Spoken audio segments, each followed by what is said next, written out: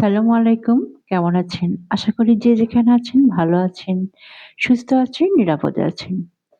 আলহামদুলিল্লাহ আমিও ভালো আছি। আমার আজকের টপিক নিজের স্বার্থেই একটি মেয়েকে চালাক হতে হবে। এই পৃথিবীতে মেয়েদের জীবন খুব সহজ নয়। আবেগ দিয়ে অনেক কিছু সামলানো যায়।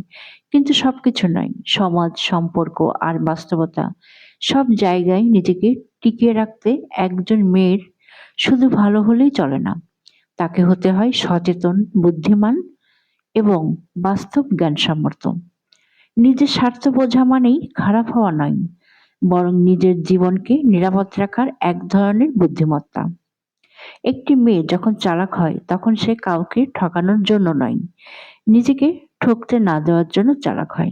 সে বোঝে কোন সম্পর্কে কতটুকু দেওয়া উচিত, কোথায় সীমারেখা টানতে হয়, কখন নীরব থাকা আর কখন প্রতিবাদ করা দরকার।